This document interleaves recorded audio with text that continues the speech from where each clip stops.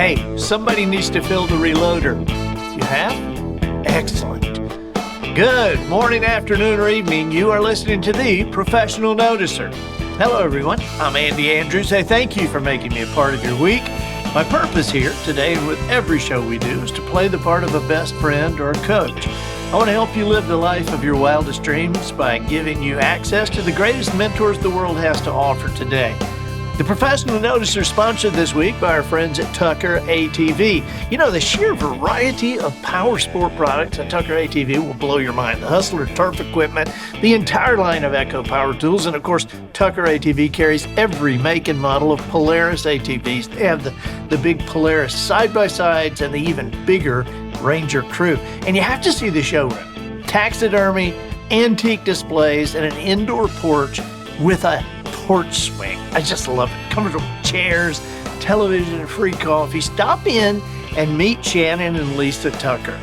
They are awesome. They treat customers like family, which is why folks from 14 states have done business with Tucker ATV. Highway 43 North in Jackson, Alabama, Tucker ATV, the small town business with the national reputation. Observations and answers, that's what we do here on the Professional Noticer. And as you know, we love it when somebody comes to the table with both. If we can get somebody who has observations and answers, man, what a double win. And we have that today just to a huge degree. I have to say that our guest today, I have been reading and watching his work for so long that when I read his bio and realized we're the same age, I was like, because I thought he was like 80 or something. This guy is, he is the Michael Jordan of outdoor sports. I'm just telling you, my boys, Austin and Adam, 23 and 21, are absolutely thrilled that this guy is my guest today. He's a writer, an adventurer, a wilderness outfitter, a television producer and host. He's an expert in folk and tribal art, and he founded the Hand of Man Museum in British Columbia. He is also the author of this brand new novel, Call Me Hunter. Please welcome Jim Shockey. Hey, Jim, how are you? Well, I'm never going to be able to live up to that intro, that's for sure. Listen, you have been doing it for a long time. Yeah, I get guys in their late 40s telling me, I watched you when I was a kid. And I say, no, you couldn't have. And then think about it and go, yeah, actually, they could have. Yeah. And by the way, I feel older than 80 when I get up in the morning. Trust me. That's when you see the real me. But you're not. You're 20 years away from 80, and so, man, you have how many television shows have you had? Do you even know? Well, I think there's over 500 episodes we produced. Most of them with me in front of the camera. You know, Uncharted, Yukon, Professionals, Hunting Adventures, Rogue, Rivermen. We're doing right now for the Aboriginal Network up here in Canada, Aboriginal People's Television Network, Yukon Harvest, and another one, Coastal Carvers, will be coming out. And we do Shock Therapy, that's on right now. So yeah, it's been a lot.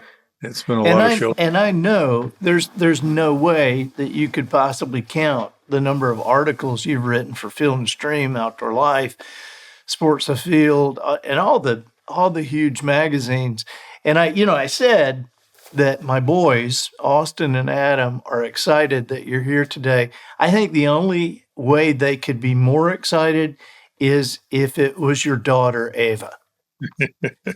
Yeah, outdoor expert. Yeah, she's Eva's a character. She's an influencer, which, by the way, I read your bio before coming on here. It's like you're the biggest influencer of all. Evie's the same thing as you.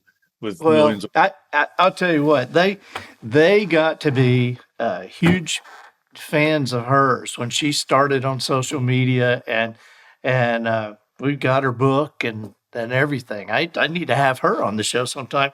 You know, this book is fascinating to me. and the book Call Me Hunter, it comes out October 17th, but it's available now for pre-order. I mean, this book is going to go. And so you need to get on Amazon and put your name in the pile right now, because this could be one of those books that they run out on. I mean, this one, I think New York Publishing, Jim, has no idea what is going to happen with this book, because this is your first novel. And I don't think they understand the reach that you have in your career. Well, I mean, that's the hope. I hate to set high expectations and then be disappointed. So I'm just happy to be on your podcast. But by all indications, they're starting to get a sense of it. I believe they're planning to print 125,000 copies on the first run, which is unheard of for a first time. It's Stephen King. That is huge. That is huge. 125,000 hardbacks. Oh my gosh. Well, the story itself, I was fascinated. I guess I'm not surprised that you would write a thriller that has this element. There is there's bad guys and a good guy, and sometimes the two kind of mix, and to have this, I tell my wife sometimes, I say, there are so many authors and so many stories that it's awesome to me to find somebody who comes up with a new concept. And the concept of this, the art angle and the history of this organization that has been involved in stealing art for centuries, is just fascinating. Where did this come from? I had this novel in mind, or I started my first novel when I was 10 years old. I knew I'd be a novelist someday, and I started. It was horrible, and I realized I hadn't lived life yet, so I needed to live life before I became an author, a novelist. And even in 1993, I penned the first lines of this novel, but I realized I still hadn't experienced enough life yet. There was still more to learn. So what you're holding is I call it an autobiographical, abstract, fictional thriller, but it's so truthful. And my hope is that somebody with lots of money will start digging into the facts that are in this novel, and like quicksand. The more they dig in, the deeper they're going to sink into this novel's hold, because it's a lot of it's true. I mean, and what percentage is true is up to people to decide. I sort of, with a wink and a nudge, say, yeah, it's 80% true, and the 20% that would put anybody in jail, that's the fiction part. So it's, and because it's so honest. I mean, like I said, I go check it out. Check out anything on there. It's true. So I think that is what caught their attention in New York City. I think, there are several things that I love about this. We have done entire shows on first lines of books, great first lines. And, I guess my ADD is so strong that I can't be carried through some long thing about the color of the trees for 4 pages and then how the breeze feels for another 6 pages before we find out what's going on. And I gotta say, the first line of this book, I was in. Zhivago is dead. I hunted him down and I killed him. I mean, man, you just want to know what's going on right there. And I love, the idea in the preface, this is very curious to me because I've never read a preface like this, but I like books where you do wonder, is that true? Is that true? Where you stop and you go on Google and you look it up, or you call somebody and go, "Hey, this right here, is this true?" And so your preface sets that up perfectly. If you happen to choose the name to search of the WKRP in Cincinnati TV star and wife of Burt Reynolds, Lonnie Anderson, feel free to reach out to her. She cannot deny being in Vancouver in the restaurant with two other TV stars and the beautiful woman in Call Me Hunter.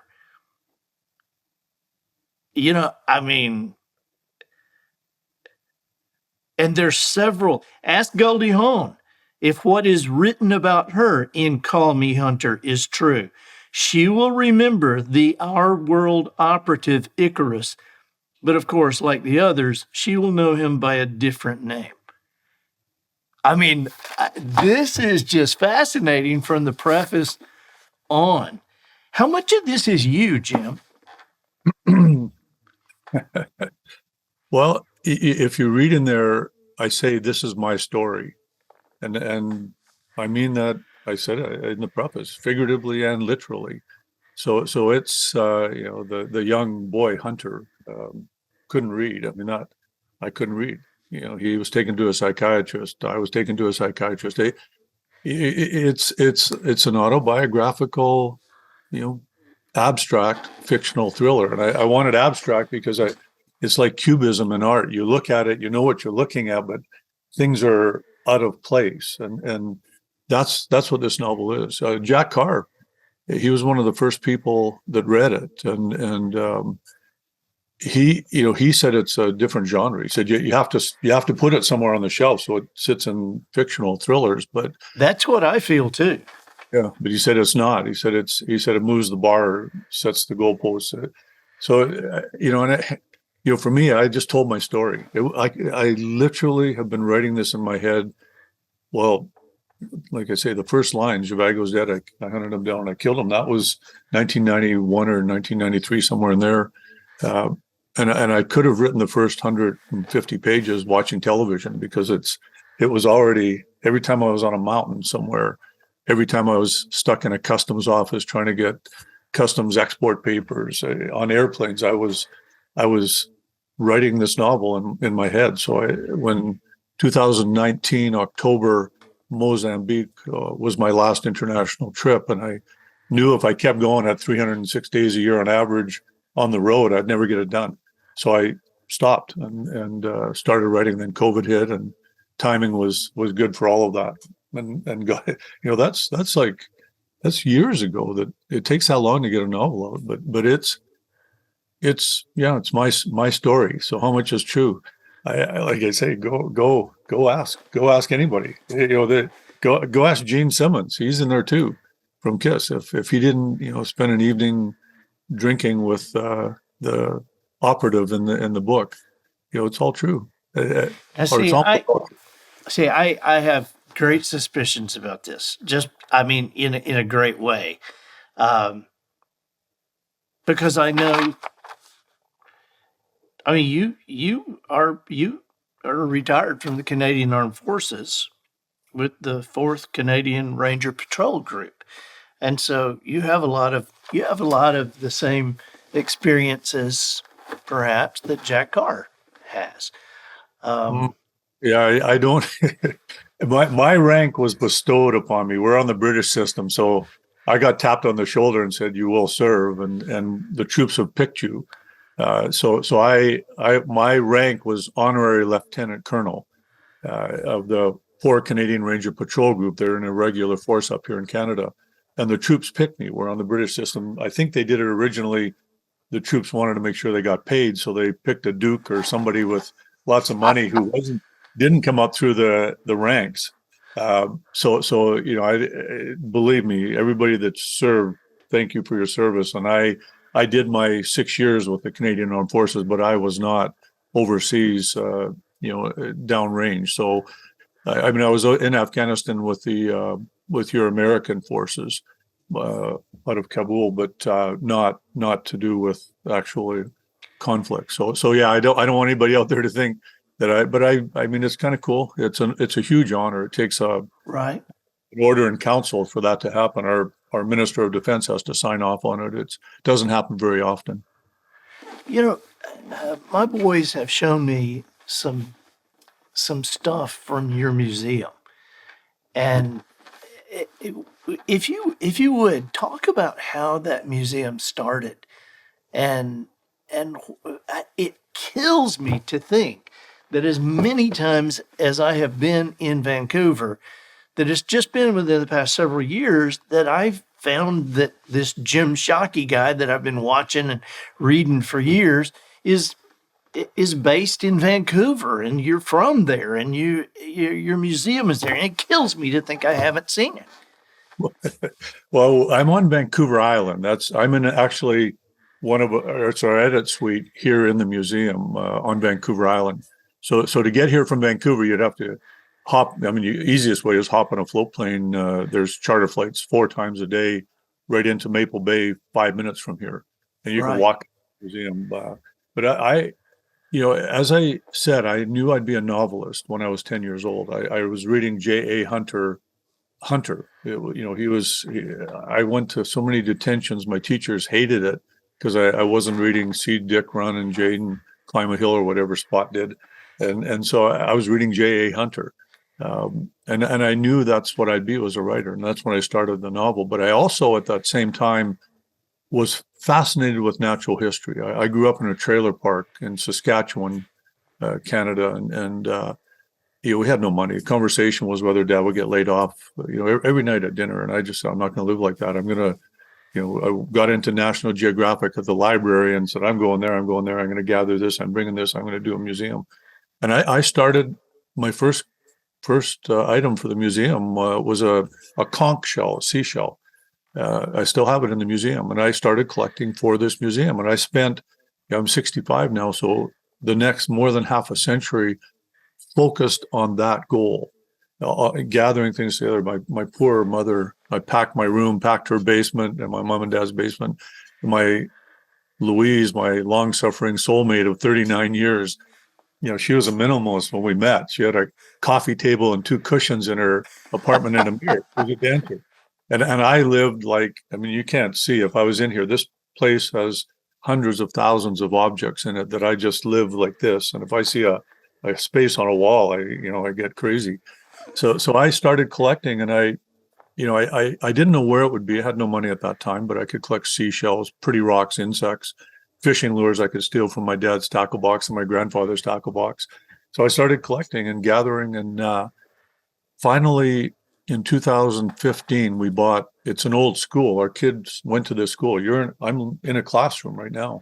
So it's a 17,000 square foot school on one level that we've turned into the Hand of Man Museum of Natural History, Cultural Arts, and Conservation.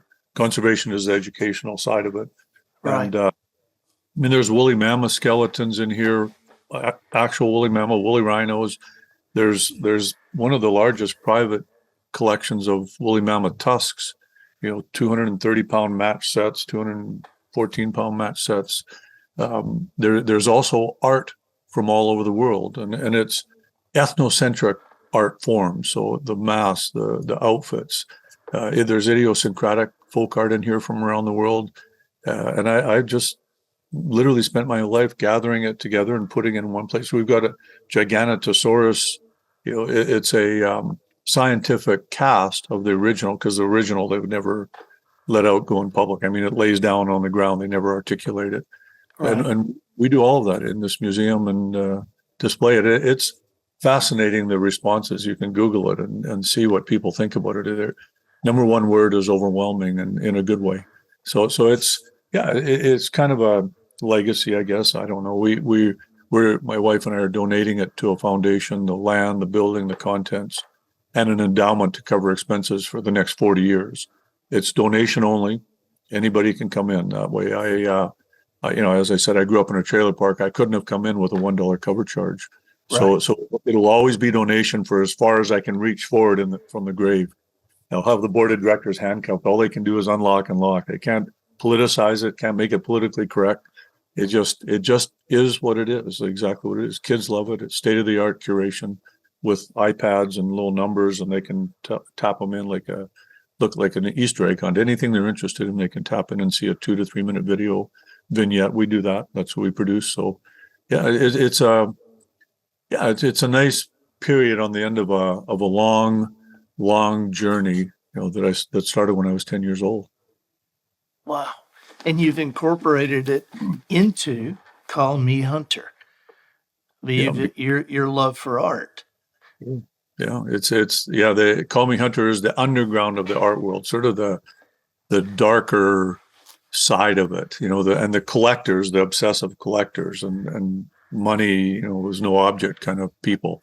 And what are the greatest works of art in the world? And are they actually in collections, or were they found by people with an innate ability? So something that they're born with or thrust upon them, an ability to feel great art, to feel, works of art that are masterpieces in an antique store. If there's one piece in there that those people will find it and recognize it and purchase it, obviously. So, and then they all get auctioned off at something called The Gathering. And it's the organization is called Our World, which we're not allowed to talk about if you read the character, what he says in the novel. I flipped the stereotypes around in it. And that's again, I think another thing that's fascinated the publishers. First of all, the protagonist is a young lady, but the anti-hero is a hunter, but became a hunter later, discovered the true essence of what it means to be a hunter, but always was a hunter of art. And the villain is an animal rights extremist, beyond the pale, Perfect. horrible. Yeah. I just flipped them. We're so used to reading, since Bambi, that hunters are bad. But wait a minute, maybe they're not. Maybe they're they could be conflicted and they could be anti-heroes. But I like this. I like what this guy's doing, but he's that. It's cognitive dissonance. I can't like him because he's a hunter.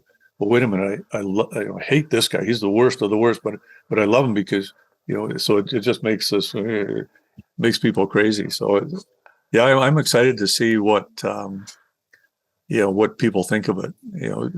It's because it's truthful. It's the best writing is truthful writing. It's truthful. Well, when Jack was writing his stuff, he was imagining Chris Pratt to play that part. Who do you imagine playing? That's a really good. No guff. I was sitting in bed last night and I was thinking, who do I want? Because Jack, he wrote it with Chris Pratt in mind. I mean, he and the director in mind. In fact, I was standing with Jack Carr when he got the phone call from Chris Pratt saying, Chris, this was before Terminal List was even released. And the phone call came from Chris Pratt wanting to option his Terminal List for Amazon series. I mean, it was crazy. I mean, it was a big party after that. But Jack has a very clear vision of what he wanted. For me, I was actually sitting there going, and Brad Pitt, is it what's his name, the Mission Impossible guy? I mean, that's Tom Cruise. Yeah, I spend too much time in the mountains. I should be paying more attention to Hollywood, but because it's the way the novel's written. It starts at the age of 10 for a young boy, but the first lines are penned in second person, telling a story, which is very unusual in a novel, very rare. So who'd want to play that part? I mean, it's a conflicted anti-hero, that's done bad things, and so would Tom Cruise like to do that, or Brad Pitt? I don't know. But it has to be someone that's been there and back again. Sam Elliott, possible. He's hard enough that he could play that part. I see Sam Elliott as kind of you. Well, that's a huge compliment for me. Sam Elliott's probably listening right now, going, "Oh, what? That's not he's not me." But But yeah, you know who else? What's his name from Yellowstone? I Yeah, should know. Kevin Costner. Kevin Costner. God, that's terrible. Like, what could it just goes to show how, like I say, how much time I spend out in the wildlands. Um, Kevin Costner, he's a cool guy. You know, he's a cool guy. From what I understand, he's a hunter and outdoorsman as well. Yeah, you know, and he's at an age, because this is the character is at an age where reflection, looking back and realizing, okay, there's not a lot of time left to right the wrongs. Right. So yeah, Kevin Costner would be cool. Well, He's I think people are going to eat this up. So, hey, I got one more question about Jim Shockey. What? Well, maybe two more. So one question would be: are you still traveling? no. As I said, 2018 or 2019, my brain's dead. October, Mozambique was my last international trip. 2019, and I decided that in 2016. Actually, I was booked out 3 years in advance. Those expeditions, they take years to organize, Right. well, I did. Our children were getting married in 2015. I figured there's going to be grandkids coming up, so I said, okay, enough. And you know, I mean, I hadn't been able to really sleep on my own bed and you know, pat my own dog and watch a TV show or a movie on TV. I mean, I was spent so much time out of the year in places where there's no TV. Yeah, and so it's little things like that that I knew. You know, I just had to allot my time properly. It's time Right. management. I'd done all I could in this one lifetime. I lived 100 miles an hour, you know, and I say you drive in 50 years for half a century in one direction, you end up somewhere, and that's, you know, where I ended up. It was just time. So you know, next lifetime I'll Well, pick up. this is a pretty good new career to start, Jim. This Well, yeah, it's actually, that is my career. It always was. I knew I'd be that. I knew I'd be a novelist, but I, unlike most writers who come out of university and start writing, I figured, no, I have to live first, and you know, so yeah, I'm a very old rookie at writing, so or Well, novel. it's funny, people, you ask people sometimes, what do you want to do? And people in their 40s and 50s will kind of laughingly say, well, when I grow up, I want to be. And so you have, when you grow up, you wanted to be an author. And so I guess you've finally grown up. Uh, you know, I'll have eternity to act my age, and so I wouldn't say I'm growing up.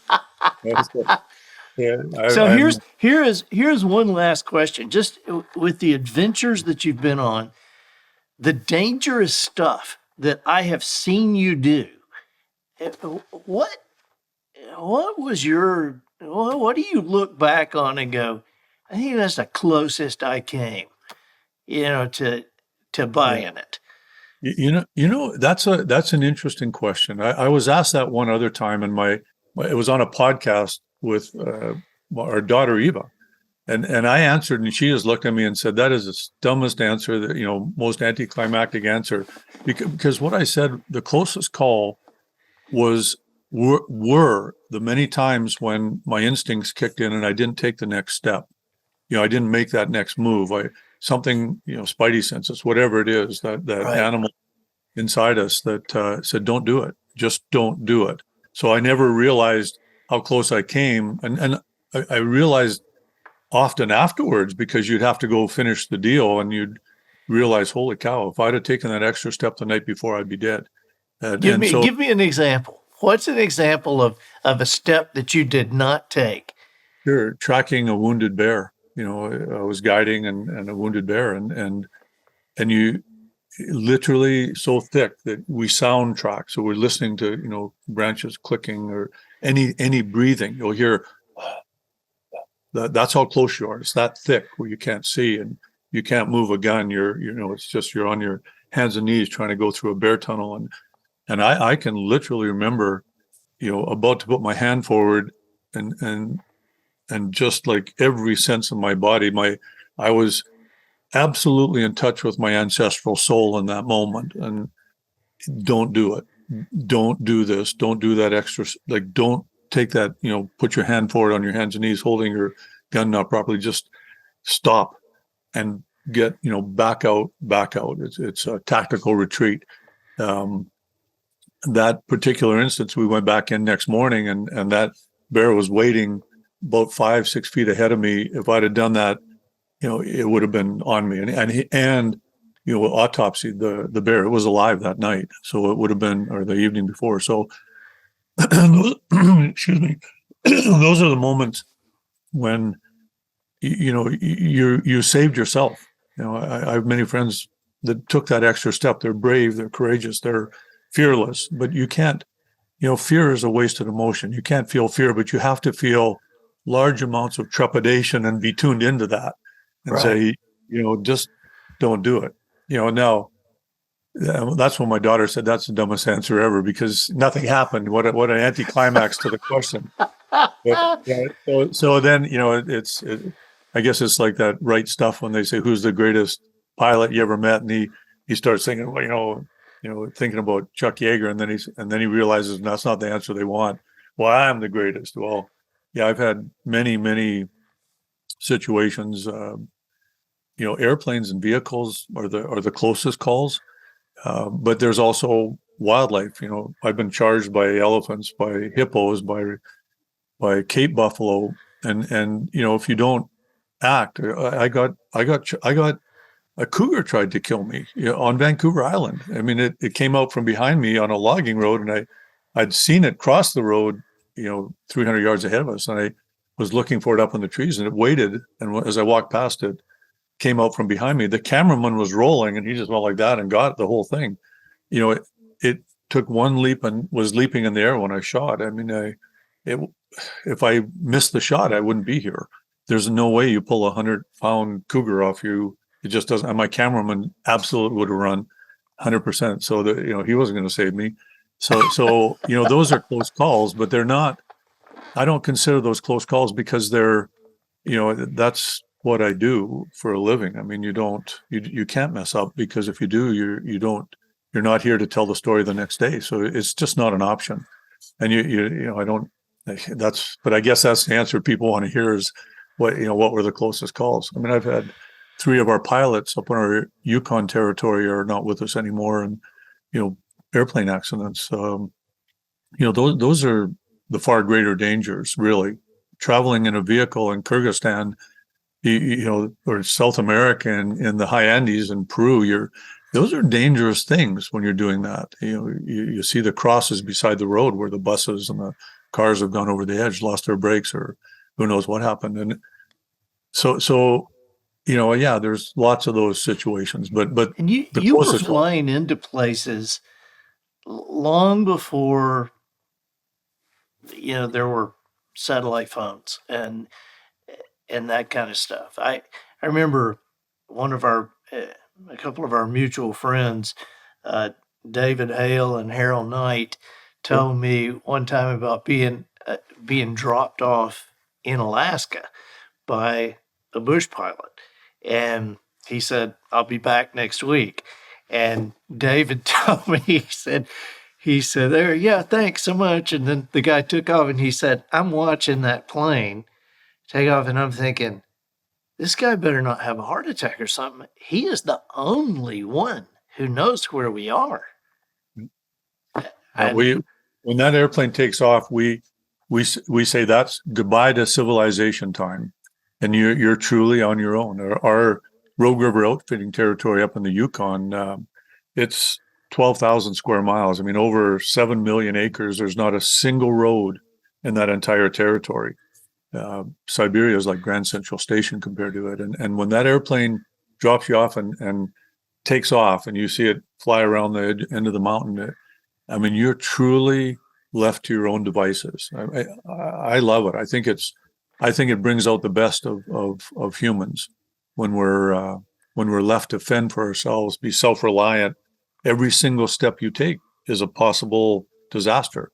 I mean, you don't jump when you can step. If you're going to pick a knife up, you better be well aware of where that blade is. I mean, you're truly, again, using the same phrase, you're in touch with your ancestral soul. So I love it. I think it's the greatest challenge that we can meet. Making $1 million or 10 million or 100 million, whatever, that's to me is nothing compared to surviving those guys that live out there. And the women, I mean, some of the best guides, Deb Wild, she made me look like a cream puff. I mean, they are very, very capable people that live out in those wildlands. I love it. I think it would help everybody in their lives to experience it once or twice and if they do it once, they're going to do it more. Or we've said it before, you either find yourself or you lose yourself. So you find yourself, it's the greatest thing that can ever happen. You lose yourself, you realize maybe go back to the city and go back to your day job.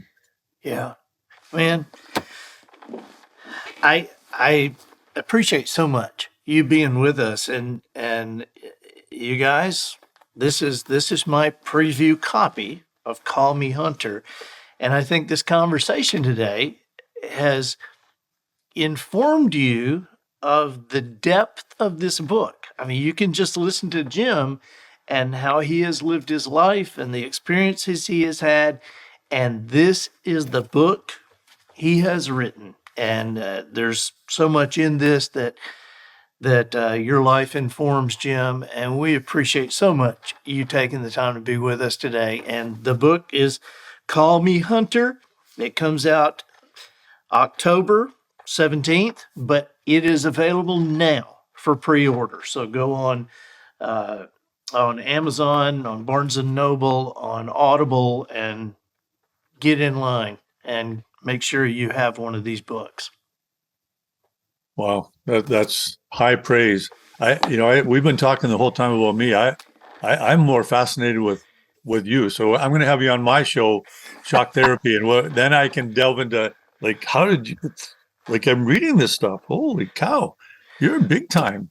Well, no, I'm a dad and a husband and an outdoor person, but I appreciate so much you. And so we'll do this again sometime, but I would love to be on your show. Absolutely. And so thank you. And put a good word in for us with Eva too. That's easy to do. She's here now with my wife. So yeah, I'll tell her as soon as we're done. Okay, buddy. Thank you so much. Thanks for having me on. I'm Andy Andrews, the professional noticer, harnessing common sense and wisdom to plow through challenges all the way to an answer for you. And I think that'll do it for this week. Get us out of here, Matthew. So, ladies and gentlemen, and to the boys and girls who aspire to become ladies and gentlemen, we have reached the end of another episode of the Professional Noticer. In a world where common sense has become a superpower, I'm harnessing what tiny bit of mental energy I have for you, seeking wisdom, making observations, and endeavoring to answer tough questions in a way that will empower your family and your business. I'm Andy Andrews. Until next week, goodbye. This episode of The Professional Noticer was produced by Matt Limpert. The Noticer theme written and performed by Sugarcane Jane. Tree stands for the cast and crew provided by Twinkle and Smoke of Beverly Hills. Additional financial consideration provided by Edna's Beauty Supply and Chainsaw Repair. On East Main Street in Jasperville, Texas, Edna Sawyer has been in business for 57 years. With a certificate of learning from the Crump School of Cosmetology, Edna opened her shop in 1977, specializing in pre-mixed home perms and deep black dye for curly hair. When her supply house was slow to take off, Edna went back to school at the local VOTAC and took a course in two-cycle engines. She subsequently fell in love with the sound and fury of a chainsaw. Today, Edna's Beauty Supply and Chainsaw Repair is a hotbed of activity, providing all brands and potions available in the beauty industry, as well as a team of dual-qualified technicians on hand 6 days a week that can do hair or nails and repair or sharpen the chain on any Poulan or McCullough chainsaw on the market. Appointments are suggested. That's Edna's Beauty Supply and Chainsaw Repair on East Main Street in Jasperville, Texas.